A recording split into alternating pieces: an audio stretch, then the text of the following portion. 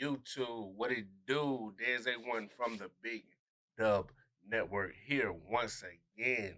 This time with a 2023 Washington Commanders draft recap, and also some opinions about how things will go moving forward. So, without further ado, let's get started. We know at this point, the biggest question is why do we go with Forbes over Gonzalez? Start by saying this. I was standing in front of my television also when we came up with the 16th pick, yelling, take Gonzalez, take Gonzalez, take Gonzalez. And of course, with the Washington Commanders um, theme that they usually go by, they don't take the guy that you initially want. And when they took Forbes, it was a sting there for me. I was almost like, damn, something happened that we didn't think would happen, and we still went against that, because all I've heard throughout this draft process is it's unlikely that Gonzalez will fall to us, blah, blah, blah. And that's one mistake that I'm going to speak on a little later. But once the smoke settled, it is what it is. It's done. I asked myself, did we become a better football team by taking Forbes? Yes, we did. Would we become a better football team by taking Gonzalez versus taking Forbes? No. Forbes is a completely different football player. Forbes makes plays.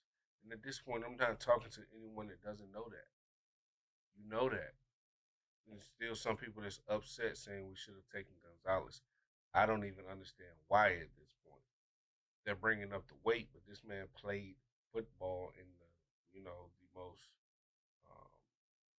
NFL comparable conference that college football has to offer. And he did it for 3 seasons. It wasn't just, he transferred there 1 year and had a one good year with a bunch of interceptions. No, he did this from a true freshman up until when we drafted him. He was a playmaker. And from what I've heard, Nick Saban even said this himself. Playing the ball, being able to play the ball and having ball skills translate to the NFL as a cornerback. So with that being said, this young man has gotten, I think, 5 his freshman year, 3 or 4 his sophomore year, and another 5 his junior year. So that's what totaling 13, 14 interceptions in the SEC. No slouch. At 160 pounds, whatever he weighs, and he's produced. I even had someone say, he gets lucky interceptions. No, he puts himself in a position to get those interceptions. What what is a lucky interception? Do you know how many cornerbacks get passes thrown to them right here, and they don't catch it? So it's just a lot of people that don't know football. You can look at them and tell they don't know football. They just know how to, turn this on and hit play and talk. Some can say the same about me, but you know, but at the end of the day, Forbes brings something to the table that people cannot say Gonzalez brings to the table with any confidence. And I think us as the Commanders, we chose tape over tape measure because Christian Gonzalez went to the combine. He did this, he did that, he ran this, he ran that. Amazing numbers, long arms, 200 pounds, 6'3", 6'2", whatever, how tall he is. But then you have to turn the tape on after that. And the tape just doesn't lie. I'm not saying Christian Gonzalez is a bad player at all. Maybe those measurables does translate to the NFL. Maybe. Because there's been big guys all over the NFL forever. And a lot of those big guys don't stand up to the competition. But Manuel Forbes has a skill that can translate immediately. I'm talking about day one. I talked about this in a previous video. We should go cornerback because it's it's a position where they can immediately come in and contribute easily. They're going to learn the hard way by facing these receivers day in and day out in practice. They're going to get baptized early, you know, get it or not.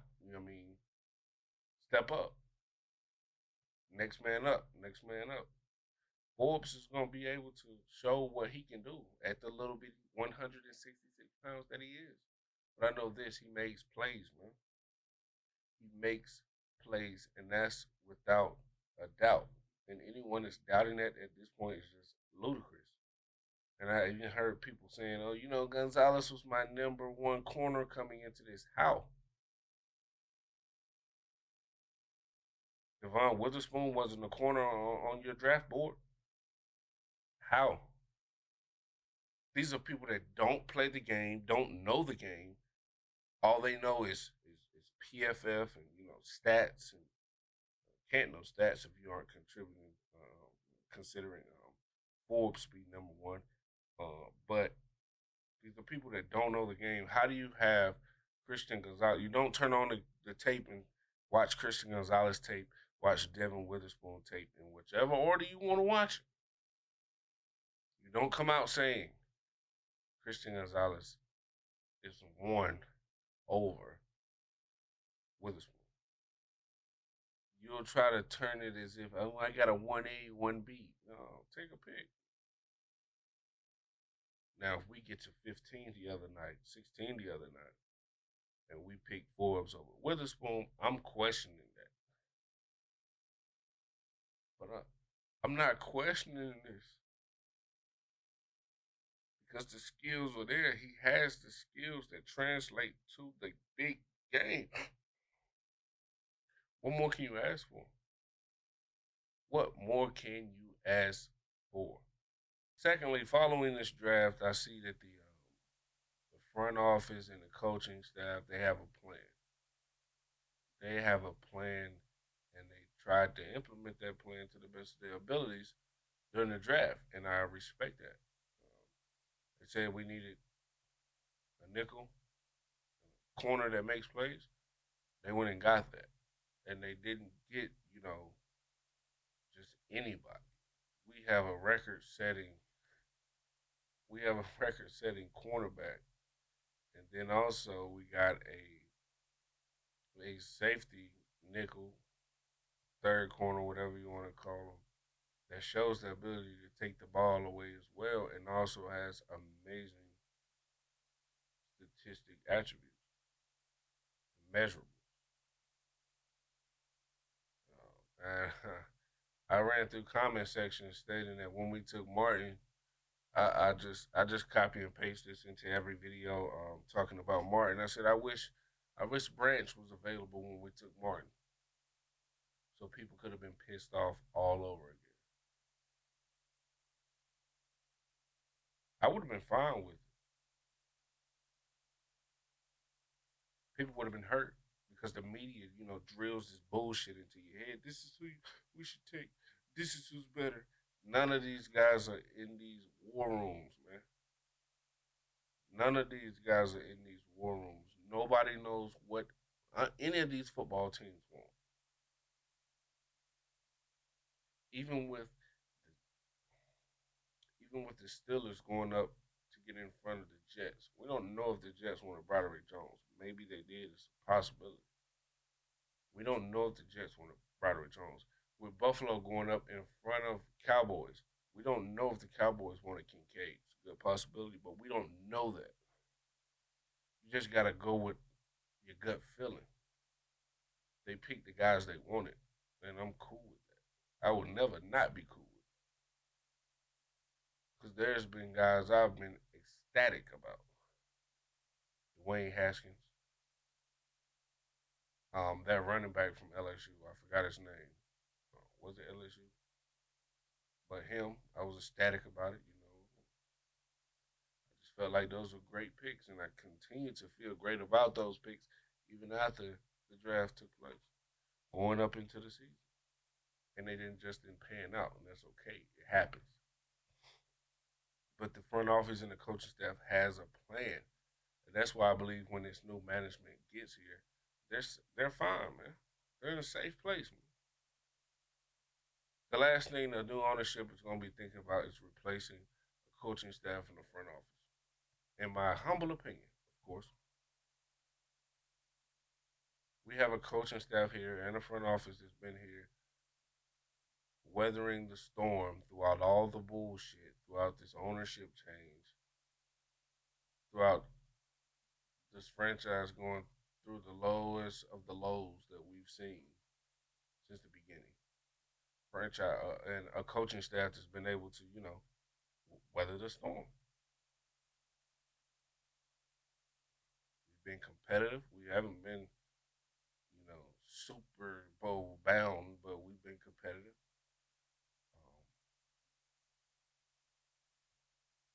And this ownership change has made us even more relevant, and they've handled that just as well.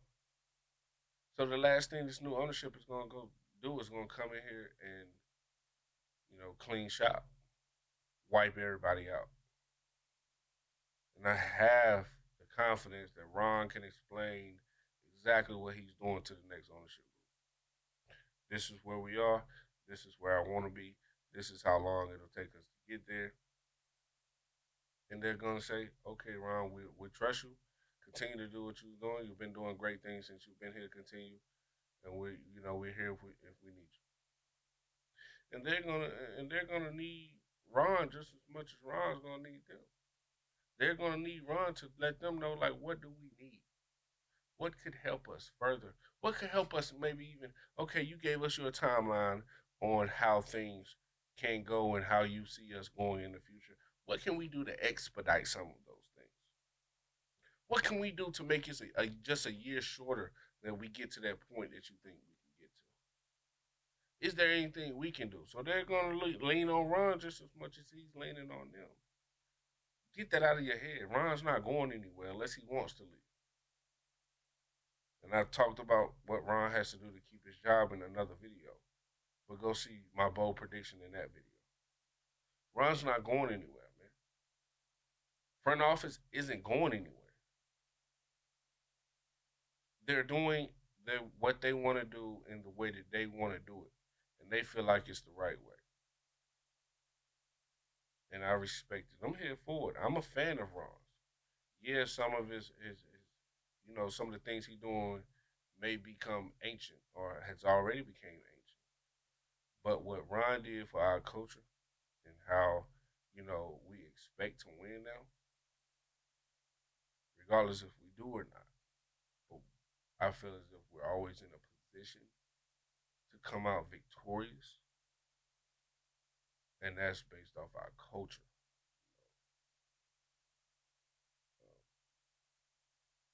That's how I feel about our ownership, our new ownership group coming in. And lastly, I just got some opinions about this season coming up and moving forward. Man, I believe that our secondary is gonna be scary, scary secondary. Getting the ball back to Scary Terry. You know, third and long in the pass. I watch a lot of football, man. Even gambled a lot in my back in my heydays. When a team's in third and long, say for instance, the team I bet on is offense and they're third and long, I have no confidence that we will continue that drive. And you're supposed to feel that way. But if I bet on the team that defense has the offense in third and long, I'm so confident that we're about to get off the field and the offense is about to take back over. It hasn't been that way for the Commanders in recent years. I can say we have so many third and longs that we give up as a defense. It's sad. Third down in general, third down in general is not our strong suit. And with our line being the way that it is constructed, Um, I feel like that's completely backwards. We should be more successful on third down with the breakdown of the line of our line to their line, especially if it's third and long. Man, you talking about you gotta do 5, 7 step drops, and teams have just been too successful against us on third down. But now I feel like that's no longer. That's no longer these two new playmakers that we've been blessed with. And if depending on how far and fast they come along, we're gonna be a scary, scary secondary. And overall, our defense has been, above average, top 10, top five, even in some stats. And at this point, our secondary gotten stronger, which has always been one of our weak points, secondary linebacker.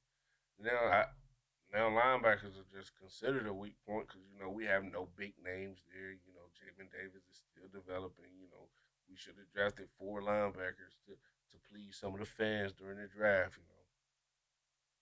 But with the defense that we put out on the field, I don't feel like linebackers are as important as they could be if we ran something different. If we had 3 linebacker sets, I would say, yeah, we need one more, or maybe even 2 more. But with the way we run our linebackers, I feel like it's okay. We could always get a better name. But for what we have across the line, and now with our new, young, rebuilt secondary, we have a lot to offer on defense. And with that being said, the draft showed me that, you know, I look back and I told myself, is this going to be an EB draft? So what this draft told me was it wasn't necessarily an EB draft. One, it wasn't an EB draft. And two, EB is good with what we have versus us taking a chance on some new skill positions. Maybe people were even talking about we passed up on Levis and Hooker at 16. What the fuck are y'all talking about? We were never gonna take a fucking quarterback. These are the same fans that's pumping the desk for fucking Sam Howell. Why didn't we take Levis? How are we gonna skip on Hooker a couple times? What the fuck is y'all? And these might just be people that not really keeping up with what's going on, and they don't really know that Sam Howell is pretty much our quarterback moving forward. At least giving the young man a chance. Maybe they don't know that, but it just pisses me off to read it and see it. Um, but I mean, it is what it is. Some even the analysts, Mel Kiper said he would have went Levis. Okay, you had Levis as your number 1 quarterback, 1A or 1B, whatever you want to call it. And the Titans were probably forced to take him at that point. And he did go. So miss me with that bullshit, man. I just feel like we did what the team wanted to do. EB is content with what we have on offense. And I love it. I know this man's brain is just running about what we're gonna do to get the ball in these playmakers' hands, man. It's gonna be a beautiful thing. Beautiful thing. And I'm looking forward to future drafts, man. If this same coaching staff and front office stays here, we continue to have EB and our offensive coordinator. Um, I'm just interested to see how this season goes and how we do moving forward. Because, like I said, I don't think EB had much to say in this draft here. You know, Ron and Jack Del Rio was like, "Yo, this is what we need. This is what's gonna make us immediately better."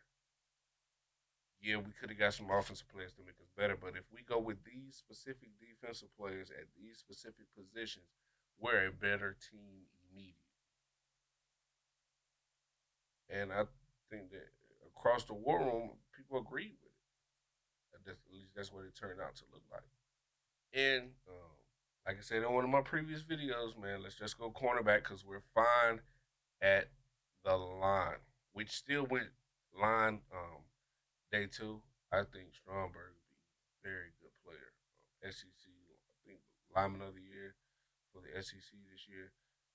I think he has the potential to start at our center spot if we choose to go that route and throw Nick Gates over at left guard. But Nick Gates probably compete for the center position. Um, but you know, as far as Leno over there at left tackle, you're safe, my guy. You're safe, my guy. And look, I'm not one that was beating the drums saying let's get Leno out of here. I was saying let's keep Leno. People always want to bring up that Thibodeau game. He played so terrible. I think a Nick Bosa game. He played so terrible. I don't hear anything about any other games. Just those two games. That means it's 15 other fucking games that Leno played good enough for you clowns not to say any fucking thing about it. Good enough. And that's what I think Leno is. Good enough. Why would you want this young quarterback to come in with a young left tackle? Recipe for disaster. We There's recipe for disaster. We can upgrade that position at a later time, but right now that's not the important thing because having Sam Howell with the most experience possible protecting his backside, left tackle. Leno is the best guy for that position. Unless we could have made some trade, he got us another vet in here that was a little bit better talent than Leno, then great. But we couldn't do that. We didn't look to do that. I guess they were content with keeping Leno at left tackle, and I'm cool with that. I spoke of that in a previous video. Leno is exactly what we needed over there. I didn't think. I thought early first round we would go tackle anyway. Maybe Darnell Wright or Broderick Jones if he slid to us. That's what the route I thought we would go anyway. And we went corner, which is exactly what I wanted. Um, so, and lastly, man, starting to think that this fan base doesn't deserve a winner. I'm almost certain that some fan bases, throw so much dirt on themselves that when other people throw dirt on us, it's like, so what? We can throw more dirt on us than you can. You just don't. A lot of you don't really know the sport. I don't really get into rating rating prospects and having this big extensive draft board. I like who I like, and a lot of that is based off the tape. I know some things you can correlates to the NFL well from the combine, but a lot of this stuff is based off the tape.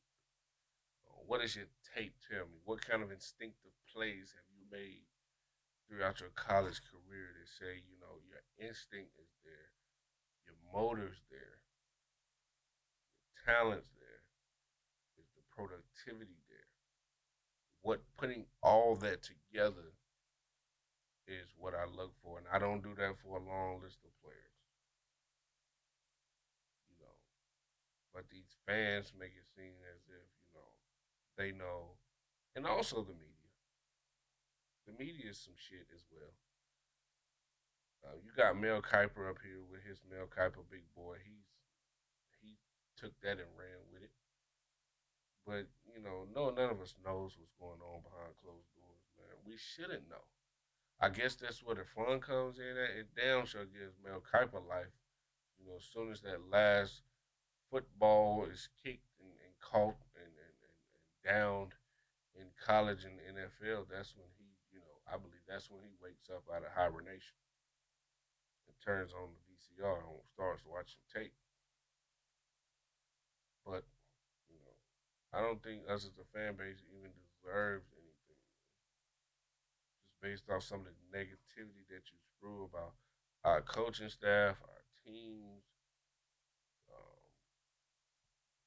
Like, why would you want to get rid of the whole coaching staff? I understand you're not liking Ron, but why would you just want to say, okay, so many people are saying, oh, this is his last year anyway. He's pretty much ran the franchise into the ground. No, no, he didn't. He kept y'all asses from running into the ground. There was a lot more worse candidates that could have taken over this team that had us in a terrible spot right now. But that's not Ron. So I just wanted to get that off my chest, man, because there's been some comments I had to delete my responses because I was just gonna say something that I'll probably regret, some vulgar, inappropriate things, direct things. I don't want to be too direct when it comes to this, man. Because at the end of the day, I know we're passionate about our team. We want our team to be successful. I definitely do. So with the big dub, um, over this weekend, I'll give the big dub to Ron Rivera and Mike May. They had a plan. They stuck to it. That's it. Lil Dub, get at the Forbes, man. Since he's out here running around at 166, breaking records and catching picks and shit. Lucky picks, I might add. Very lucky. Very lucky picks off of tips and thrown directly into his hands, because everybody does those things. So you just can't get lucky and become a CB2 for the draft when, everybody and their mom had Christian Gonzalez rated number one on their big board with their cornerbacks. Like, idiots. Fucking pure T idiots. But Lil Dub goes to Forbes, man. I'm happy for him. I think, if he's got nothing less than 3 or 4 picks in the SEC per season, it's safe to say he's going to get at least 4 to 5 in his rookie year. I see defensive rookie of the year, man. If he won, if he runs one of those back, I think he has the advantage. He has the advantage because if those there's so many outliers as far as his weight, he'll have the advantage with the media. They're gonna always question how is he doing this? How is he successful? Why is he doing this for the Commanders? Why did they pick him? What's Gonzalez doing? We have the defensive rookie of the year. I'm saying it right now. Not a bold prediction at all. 4 to 5 interceptions. Run one of them back. It's gonna be that simple. He's gonna play all 17, and we're gonna go from there, man. So I am Dez from the Big Dub Network. Like, subscribe, comment, man. I enjoyed the 2023 draft. Looking forward to the season start. Until next time.